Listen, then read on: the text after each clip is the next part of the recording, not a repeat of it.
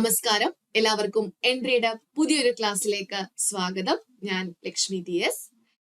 അപ്പോൾ നിങ്ങൾ ഒരു പേപ്പറും പേനയും ഒക്കെ എടുത്ത് റെഡി ആയിട്ടിരിക്കുക. ഈ ഒരു 10 ചോദ്യങ്ങളാണ് നമ്മൾ ഇന്നത്തെ ഈ ഒരു എക്സാമിൽ ഉൾപ്പെടുത്തിയിട്ടുള്ളത്.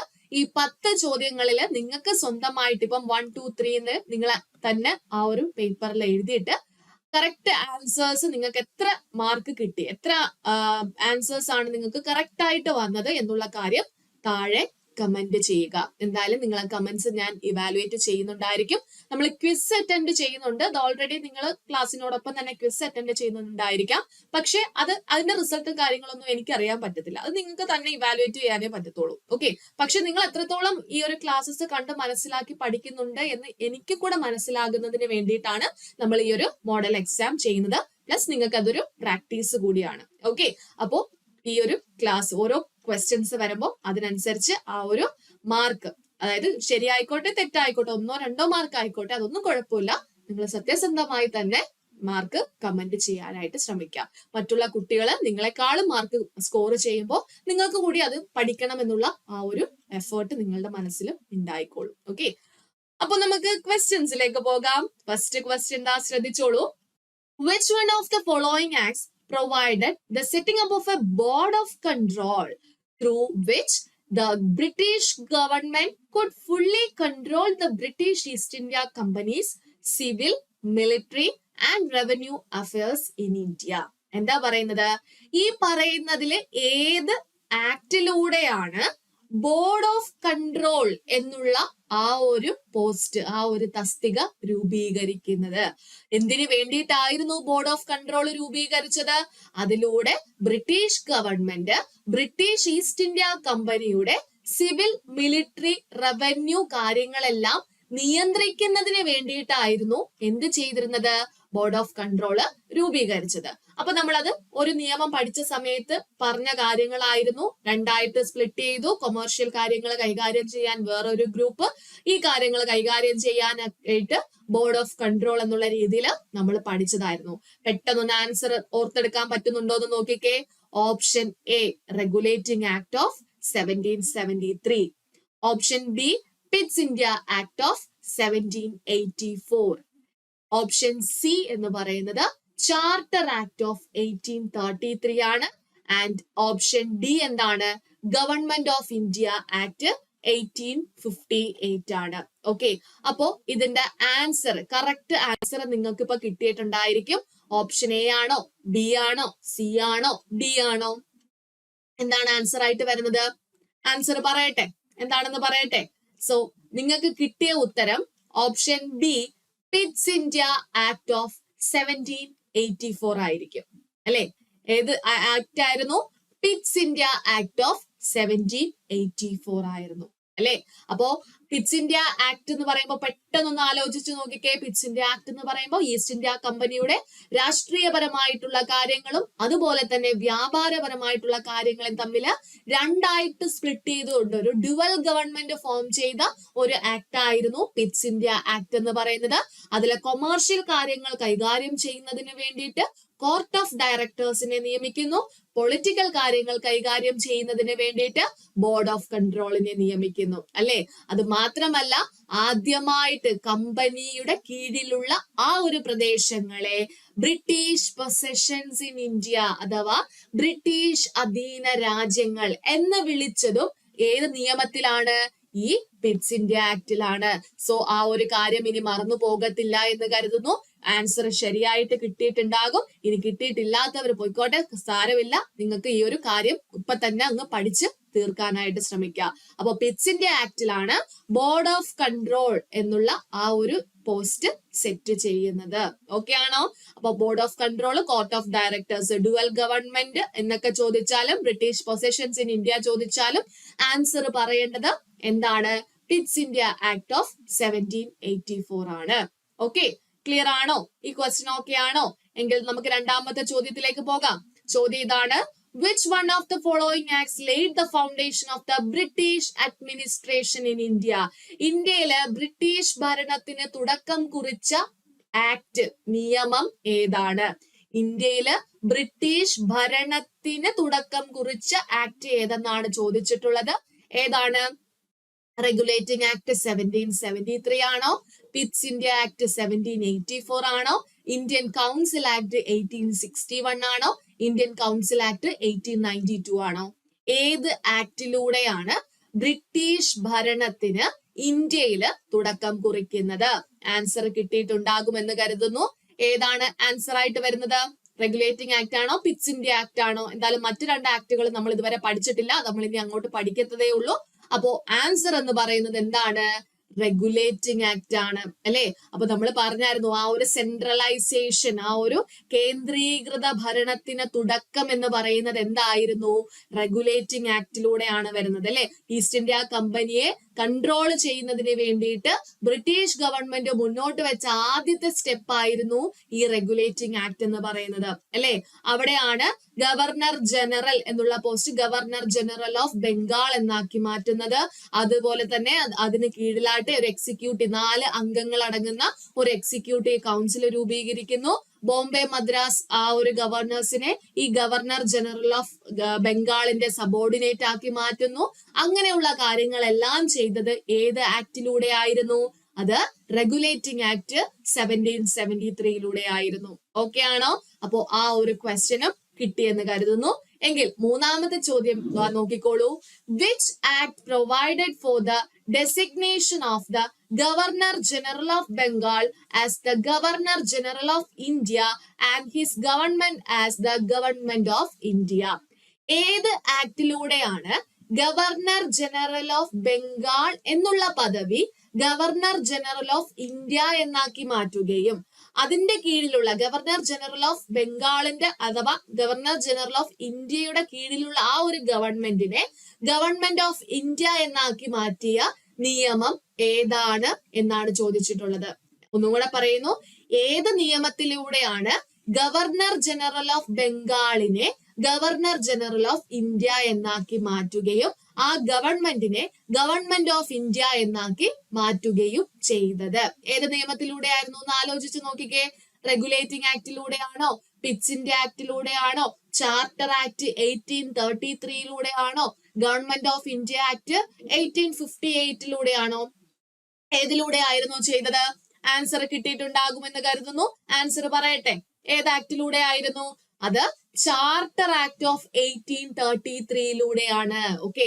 നമുക്കറിയാം ചാർട്ടർ ആക്ട് എന്ന് പറയുമ്പോൾ 1793 അതുപോലെ 1813 1833 1853 അല്ലെ. അപ്പൊ ചാർട്ടർ ആക്ട് 1833 സ്പെഷ്യാലിറ്റീസ് എന്തൊക്കെയായിരുന്നു?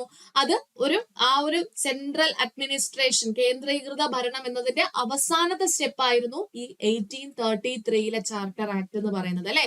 ആ ഒരു ആക്ടിലൂടെയാണ് ഗവർണർ ജനറൽ ഓഫ് ബംഗാൾ എന്നുള്ള പദവി എന്താക്കി മാറ്റുന്നത്?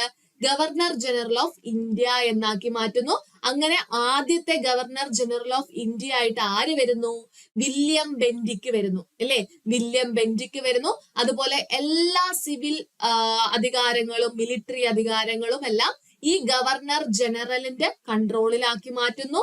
നേരത്തെ ഈ ഒരു ബോംബെ മദ്രാസ് ഗവർണേഴ്സിന് ലെജിസ്ലേറ്റീവ് അധികാരങ്ങൾ ഉണ്ടായിരുന്നു, നിയമനിർമ്മാണ അധികാരങ്ങൾ ഉണ്ടായിരുന്നു. അതെല്ലാം ഇല്ലാതാക്കുന്നതും ഈ ഒരു 1833 ആ ഒരു നിയമത്തിലൂടെ ആയിരുന്നു അല്ലെ. അപ്പൊ മുമ്പ് ആ ഒരു നിയമത്തിന്റെ ഒരു സ്പെഷ്യാലിറ്റി ആണ് ഈ നിയമം മുതൽ 1833 ഈ ഒരു ആക്ട് മുതൽ ഉള്ള കാര്യങ്ങൾ ആക്ട് എന്നറിയപ്പെടും. ആ ഒരു നിയമങ്ങള് ആക്ട് എന്നും അതിനു മുമ്പുള്ളതാണ് എന്ത് റെഗുലേഷൻ എന്നും അറിയപ്പെടുന്നത് അല്ലെ. അപ്പൊ ആ ഒരു കാര്യങ്ങളാണ് ഇവിടെ നടക്കുന്നത് 1833 ചാർട്ടർ ആക്ടിലൂടെ നടക്കുന്നത്. ഓക്കെ. അപ്പൊ ചാർട്ടർ ആക്ട് ഓഫ് 1833 മനസ്സിലായെന്ന് കരുതുന്നു.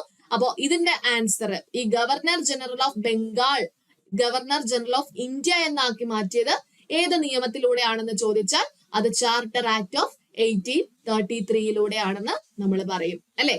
എങ്കിൽ അടുത്ത ചോദ്യം എന്താണ്? Which among the following was the first attempt to regulate the affairs of East India Company in India?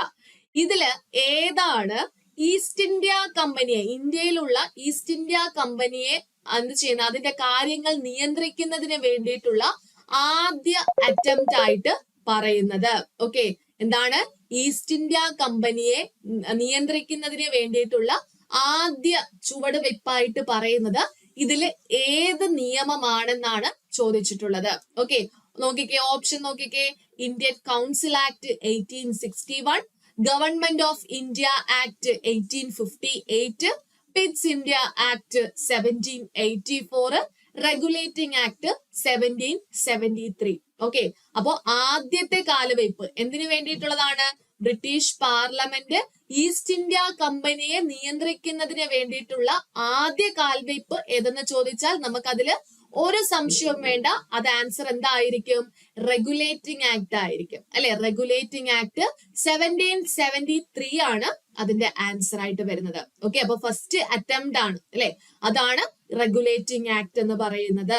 Okay, governor ജനറലിനെ ഗവർണർ ജനറൽ ഓഫ് ബംഗാൾ എന്നാക്കി മാറ്റുന്നു, എക്സിക്യൂട്ടീവ് കൗൺസിൽ രൂപീകരിക്കുന്നു, മറ്റുള്ള ബോംബെ മദ്രാസ് ഗവർണേഴ്സിനെ ഇതിന്റെ സബോർഡിനേറ്റ് ആക്കി മാറ്റുന്നു. ഫസ്റ്റ് അറ്റംപ്റ്റ് അവരെ സെൻട്രൽ അഡ്മിനിസ്ട്രേഷനിലേക്കുള്ള ഫസ്റ്റ് അറ്റംപ്റ്റ് എന്നൊക്കെ പറയുന്നത് ഏതാണ്? ഈ റെഗുലേറ്റിംഗ് ആക്ട് 1773 ആണ്. ഓക്കെ, അപ്പൊ ആൻസർ കിട്ടിയിട്ടുണ്ടാകുമെന്ന് കരുതുന്നു. And moving on to the next question, which of the following acts created Supreme Court of Judicature at Fort William? William കോട്ടയില് ആദ്യത്തെ സുപ്രീം കോടതി രൂപീകരിക്കുന്നതിന് കാരണമായ നിയമം ഏതാണ് എന്നാണ് ചോദിച്ചിട്ടുള്ളത്. അപ്പൊ സുപ്രീം കോടതി രൂപീകരിച്ചതും നമ്മൾ പഠിച്ച കാര്യമായിരുന്നു, അല്ലെ? ഏത് ആക്ട് പ്രകാരമാണ്? ചാർട്ടർ ആക്ട് ഓഫ് 1833 ആണോ? പിറ്റ്സ് ഇന്ത്യ ആക്ട് ഓഫ് 1784 ആണോ? റെഗുലേറ്റിംഗ് ആക്ട് ഓഫ് 1773 ആണോ? അതോ ഇന്ത്യൻ കൗൺസിൽ ആക്ട് 1892 ആണോ? ഏത് നിയമപ്രകാരമാണ് സുപ്രീം കോടതി രൂപീകരിച്ചത്? നമ്മൾ പഠിച്ച കാര്യമാണ്, അല്ലെ? റെഗുലേറ്റിംഗ് ആക്ട് ആണ്. 1773 റെഗുലേറ്റിംഗ് ആക്ട് പ്രകാരമാണ് 1774 ആദ്യ സുപ്രീം കോടതി 3 ജഡ്ജിമാരും ഒരു ചീഫ് ജസ്റ്റിസും ഉൾപ്പെടെ അത് രൂപീകരിക്കുന്നത്. എലിജ ഇംബെ ആയിരുന്നു അതിലെ ആദ്യത്തെ ജഡ്ജി ആയിട്ട് വരുന്നത്, അല്ലെ? അപ്പോ 1774 ആണ് സുപ്രീം കോടതി രൂപീകരിച്ചതെന്ന് അറിയാവുന്ന ഏതൊരാൾക്കും ആൻസർ എന്ത് ചെയ്യും? റെഗുലേറ്റിംഗ് ആക്ട് 1773 ആണെന്ന് ആൻസർ പറയും, അല്ലെ? അങ്ങനെയെങ്കിൽ അടുത്ത ചോദ്യത്തിലേക്ക് പോകുന്നു. The East India Company was deprived of monopoly of trade with India except tea trade by which among the following act?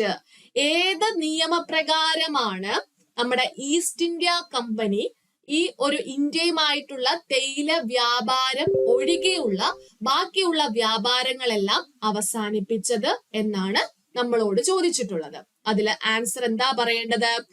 Charter act 1813 ആണോ? പിറ്റ്സ് ഇന്ത്യ ആക്ട് 1784 ആണോ? റെഗുലേറ്റിംഗ് ആക്ട് 1773 ആണോ?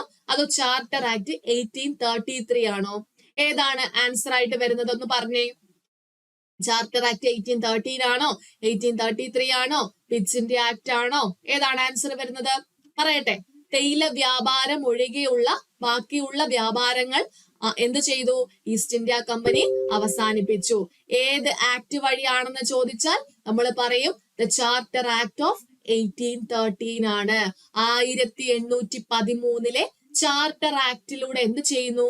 ഈസ്റ്റ് ഇന്ത്യ കമ്പനിയുടെ ഇന്ത്യയുമായുള്ള തേയില വ്യാപാരവും അതുപോലെ ചൈനയുമായുള്ള വ്യാപാരവും ഒഴികെ ബാക്കി എല്ലാ വ്യാപാര ഉടമ്പടികളും അവസാനിപ്പിക്കുന്നു, അല്ലെ?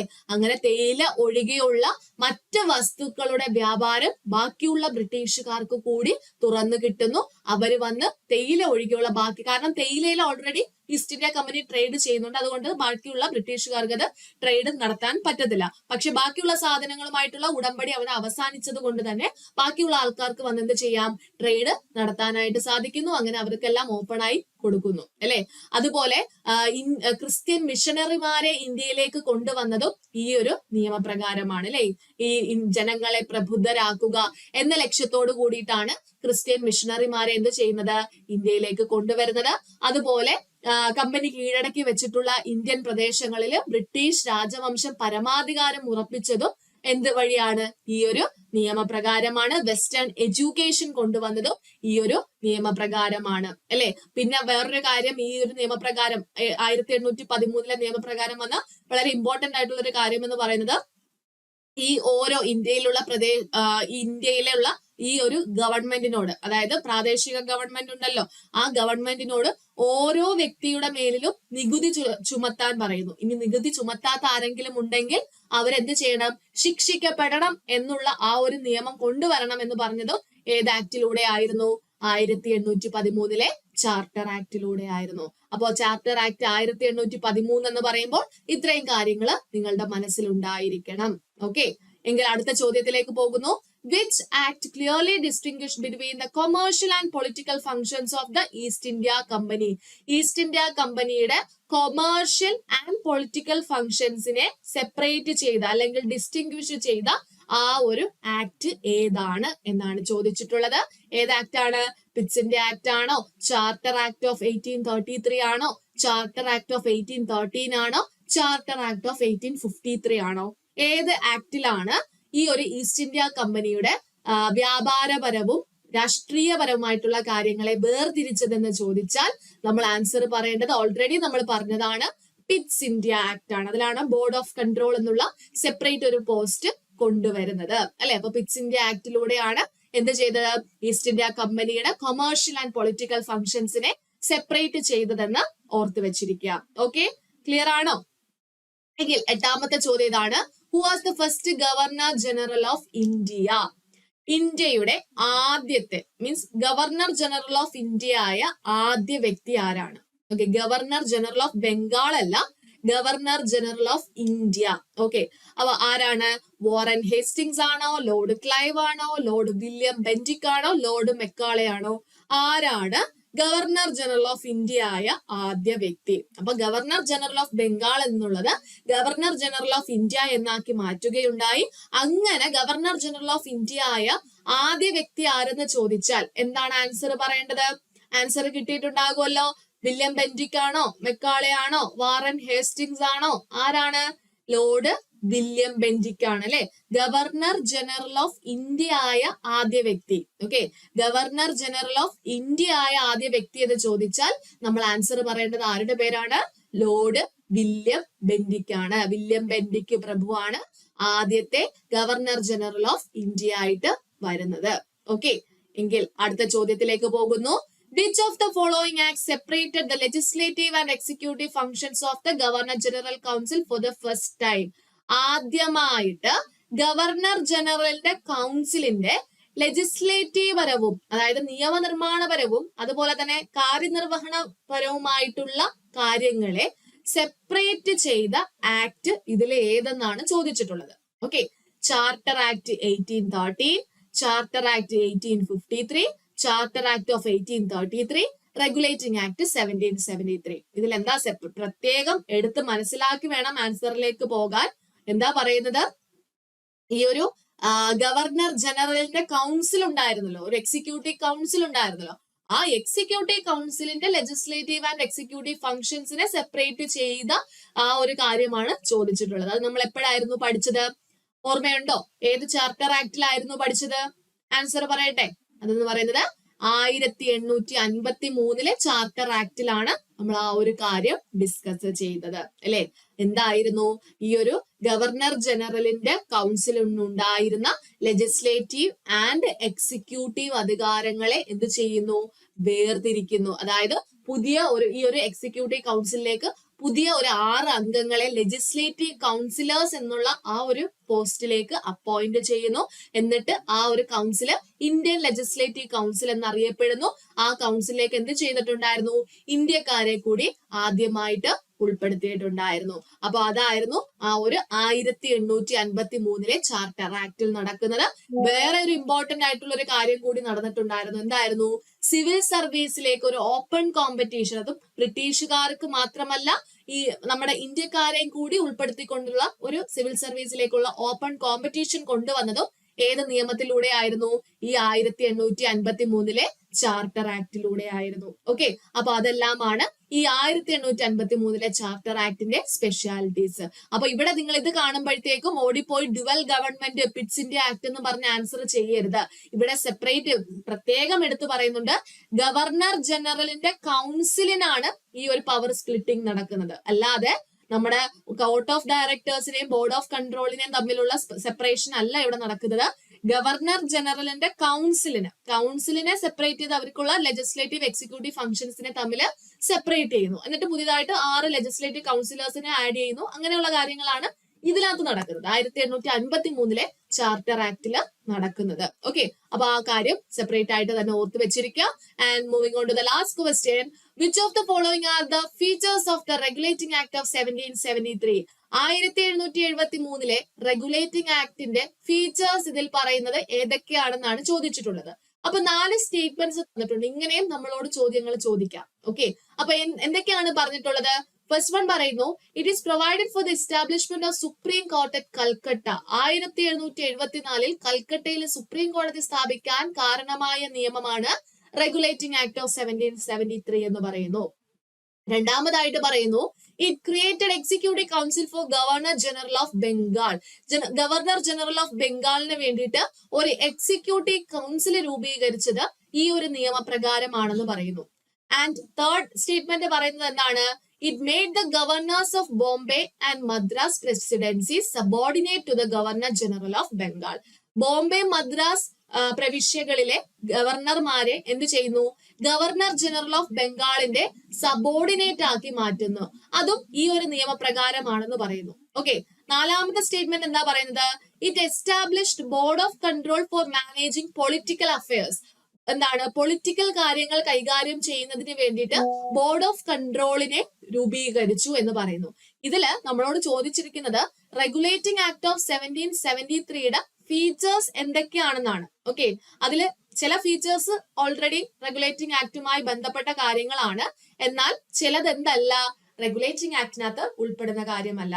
അപ്പൊ ഒന്ന് ആലോചിച്ച് നോക്കിക്കേ, നമ്മൾ റെഗുലേറ്റിംഗ് ആക്ട് പഠിച്ച സമയത്ത് എന്തൊക്കെയായിരുന്നു പഠിച്ചത്?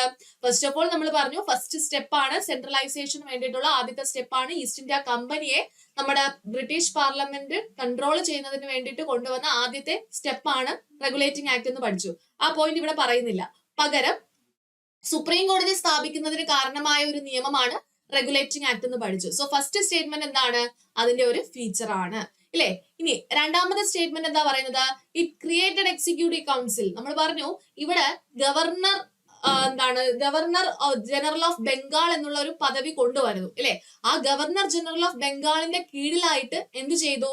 ഒരു എക്സിക്യൂട്ടീവ് 4 അംഗങ്ങൾ അടങ്ങുന്ന ഒരു എക്സിക്യൂട്ടീവ് കൗൺസിൽ രൂപീകരിക്കുകയുണ്ടായി. സോ ഈ ഒരു governor general of Bengal, it created executive council for governor general of Bengal എന്നുള്ളതും കറക്റ്റ് ആയിട്ടുള്ള ഒരു സ്റ്റേറ്റ്മെന്റ് ആണ്. ആൻഡ് മൂന്നാമത്തെ സ്റ്റേറ്റ്മെന്റ് എന്താ പറയുന്നത്? It made the governors of Bombay and Madras presidency subordinate to the governor general of Bengal. Governor general of ബംഗാളിന്റെ subordinate ആക്കി മാറ്റി. ആരെയൊക്കെയാണ്? ബോംബെ ഗവർണറിനെയും മദ്രാസ് ഗവർണറിനെയും ഗവർണർ ജനറൽ ഓഫ് ബംഗാളിന്റെ സബോർഡിനേറ്റ് ആക്കി മാറ്റുന്നതും ഏത് നിയമപ്രകാരമാണ്? റെഗുലേറ്റിംഗ് ആക്ട് ഓഫ് 1773 പ്രകാരമാണ്. ആൻഡ് ഫൈനൽ വൺ പറയുന്നു, it establish board of control. നമ്മൾ ആദ്യത്തെ ക്വസ്റ്റ്യൻ തന്നെ ഇതായിരുന്നു, അല്ലെ? അത് പിറ്റ്സ് ഇന്ത്യ ആക്ടിലാണ് ബോർഡ് ഓഫ് കൺട്രോൾ എല്ലാം രൂപീകരിക്കുന്നത്. സോ ഇത് അതിന്റെ ആൻസർ അല്ല. അപ്പോൾ റെഗുലേറ്റിംഗ് ആക്ടിൽ നിന്നാണ് ഏറ്റവും കൂടുതൽ ക്വസ്റ്റ്യൻസ് ചോദിച്ചു കാണുന്നത്. ഇവിടെ നമുക്ക് ആൻസർ ആയിട്ട് വരുന്നത് എന്താണ്? 1, 2, 3 ആണ്, അല്ലെ? ഓൺലി 1, 2 and 3, അതായത് ഓപ്ഷൻ ഡി ആണ് നമുക്ക് ആൻസർ ആയിട്ട് വരുന്നത്. ഓക്കെ, അപ്പൊ ഇങ്ങനെയാണ് നമുക്ക് ഈ ഇതുവരെ പഠിച്ച കാര്യങ്ങളിൽ നിന്നും ക്വസ്റ്റ്യൻസ് നമ്മളോട് ചോദിക്കാനായിട്ട് പോകുന്നത്. അപ്പൊ എങ്ങനെയാണ് ക്വസ്റ്റ്യൻ വരുന്നത് എന്നുള്ള ആ ഒരു രീതി നിങ്ങൾക്ക് ഇപ്പൊ മനസ്സിലായിട്ടുണ്ടാകും. അപ്പോൾ ഇങ്ങനെയാണ് നമുക്ക് ബാക്കിയുള്ള ഇന്ത്യൻ പൊളിറ്റിയിലുള്ള ബാക്കിയുള്ള ടോപ്പിക്സുകളും പഠിച്ചു പോകേണ്ടത്. ഇപ്പൊ കമ്പനി റൂളിൽ ഏതൊക്കെ നിയമങ്ങൾ ഉൾപ്പെടുന്നുണ്ടെന്നും ആ ഓരോ നിയമത്തിലും എന്തൊക്കെ കാര്യങ്ങളാണ് അടങ്ങിയിട്ടുള്ളതെന്നും പഠിച്ചു കഴിഞ്ഞാൽ നമുക്ക് അതിൽ നിന്നും എങ്ങനെ ചോദ്യങ്ങൾ ചോദിച്ചാലും ആൻസർ ചെയ്യാനായിട്ട് സാധിക്കും.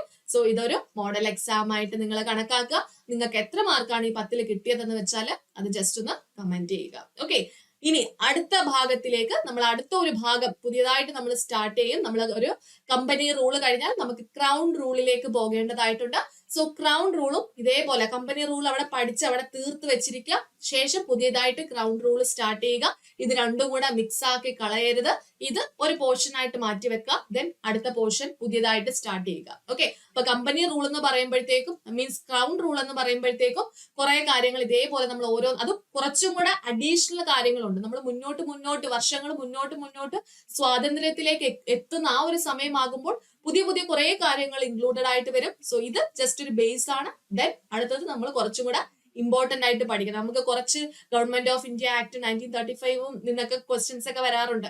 അപ്പൊ ആ ഏരിയാസ് ഒക്കെ നമുക്ക് കൂടുതൽ കോൺസെൻട്രേറ്റ് ചെയ്ത് പഠിക്കേണ്ടതായിട്ടുണ്ട്. അത് നമ്മൾ വരുന്ന ക്ലാസ്സുകളിൽ പഠിക്കും. ഓക്കെ, അപ്പൊ ഇപ്പൊ നിങ്ങൾക്ക് ഒരു മാർക്ക് 10ൽ ഇത്ര ഒരു മാർക്ക് കിട്ടി കാണും. അത് നിങ്ങൾ സ്വയം ഇവാലുവേറ്റ് ചെയ്യുക. ഇത് മതിയോ, അതോ ഞാൻ ഇച്ചിരി കൂടെ ആ ഒരു പോർഷൻ ഒന്നും കൂടെ ശ്രദ്ധിച്ച് പഠിക്കണോ എന്നുള്ള കാര്യങ്ങൾ കൂടി ഇവാലുവേറ്റ് ചെയ്ത് മാർക്ക് 5ലും 6ലും ഒക്കെ താഴെ മാർക്കുള്ളവരാണെങ്കിൽ ഉറപ്പായിട്ടും ആ ഒരു നിങ്ങൾ നോട്ട് ചെയ്ത് വെച്ചിട്ടുള്ള ആ ഒരു ഷോർട്ട് നോട്ട് ഉണ്ടായിരിക്കുമല്ലോ, ആ നോട്ടൊക്കെ ഒന്നും കൂടെ ഒന്ന് എടുത്ത് പൊടി തട്ടി ഒന്ന് വായിച്ച് പഠിച്ചതിന് ശേഷം അടുത്ത ക്ലാസ്സിലേക്ക് വരിക. ഓക്കെ ആണോ? സോ നമുക്ക് അടുത്ത ക്ലാസ്സിൽ കാണാം. താങ്ക്